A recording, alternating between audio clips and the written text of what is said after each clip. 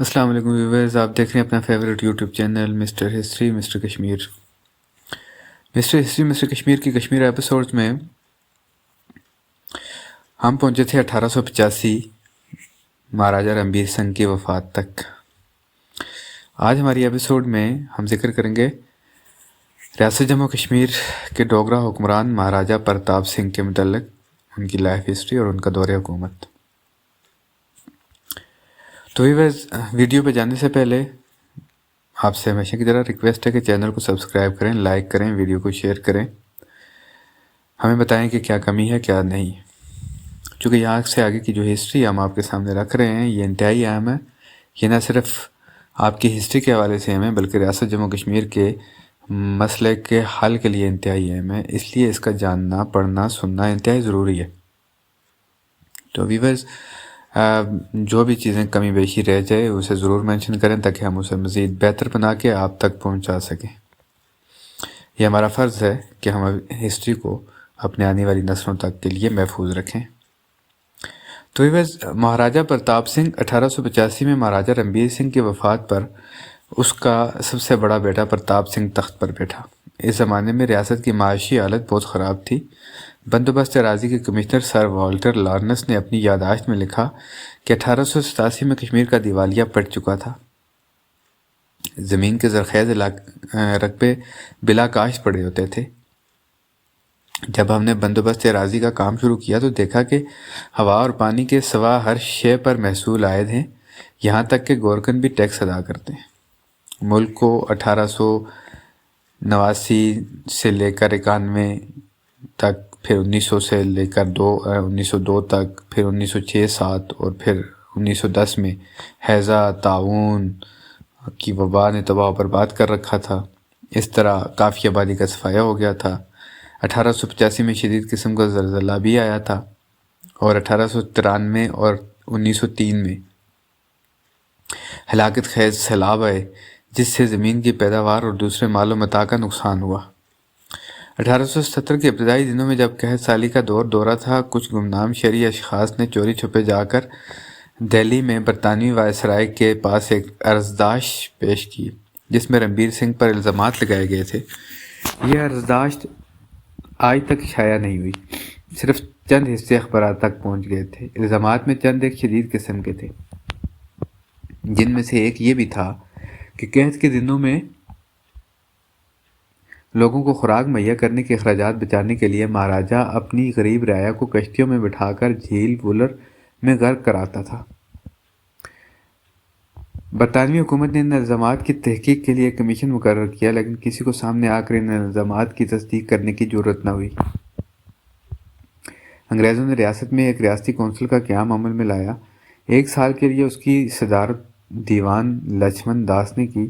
اس دور میں ایک انگریز افسر سر والٹر لارنس کو بندوبست اراضی کا کام سونپا گیا، جس نے عوام کی بھلائی کے لیے بہت کام کیا۔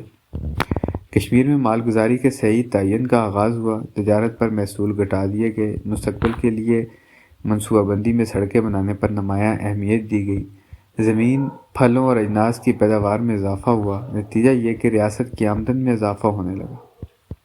چند سال بعد مہاراجہ کو اسٹیٹ کونسل کا صدر بنا دیا گیا اور اس کے بھائی کونسل کے ممبر بن گئے۔ مجموعی طور پر اسٹیٹ کونسل کا انتظام کامیاب رہا، تاہم 1905 میں اسٹیٹ کونسل کو ختم کر دیا گیا۔ مہاراجہ کی بے اختیاری کے 20 سال ختم ہوئے اور اسے کامل اختیارات حاصل ہو گئے۔ کشمیر سے گلگت تک اور گلگت سے حنزہ تک، نیز بونجی سے چلاس تک سڑکیں تعمیر کی گئی، دریاؤں اور نالوں پر پل تعمیر کیے گئے۔ وادی جہلم کی جو پختہ سڑک زیر تعمیر تھی مکمل ہو گئی اور اس پر راول پنڈی سے سری نگر تک آمد و رفت شروع ہو گئی۔ 1905 میں سری نگر میں سری پرتاپ کالج کا قیام عمل میں آیا۔ 1914 میں ایک انگریز ماہر تعلیم مسٹر شارپ کو مسلمانوں کی ضروریات کا جائزہ لینے کے لیے مقرر کیا گیا۔ اس نے ایک رپورٹ پیش کی تھی لیکن اس پر کوئی توجہ نہ دی گئی۔ مہاراجہ پرتاپ سنگھ کا حافظہ خصوصیت سے بہت اعلیٰ تھا۔ جس کسی کو ایک دفعہ دیکھ لیتا اسے کبھی بھولتا نہیں تھا۔ وہ سادہ مزاج، امن پسند اور مہربان حکمران تھا۔ وہ راسخ العقیدہ مذہب پرست تو تھا، لیکن انتہائی خواہش تھی کہ رعایا کے تمام طبقوں اور فرقوں سے ایک جیسا سلوک روا رکھا جائے۔ اس نے بہت سے محاصل، جن میں شادی ٹیکس بھی شامل تھا، معاف کر دیے۔ مہاراجہ پرتاپ سنگھ کٹر ہندو تھا، پنڈتوں سے مشورہ کیے بغیر کوئی کام نہیں کرتا تھا۔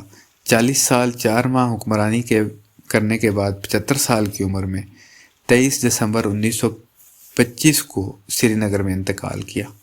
جب اس کا دم نکلنے والا تھا تو ہندو رسم کے مطابق اسے محل کے بالائی کمرے سے جلدی نیچے اتارا گیا تاکہ اس کی جان دھرتی ماتا پر نکلے۔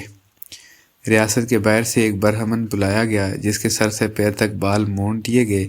مہاراجہ کے استعمال کی تمام چیزیں اسے پیش کی گئی۔ جب مہاراجہ کا انتقال ہو گیا تو پولیس نے اس برہمن کو ریاست سے باہر نکال دیا اور واپس آنے کی ممانعت کر دی، کیونکہ وہ اپنے ساتھ گزرے ہوئے مہاراجہ کے تمام گناہ لے گیا تھا۔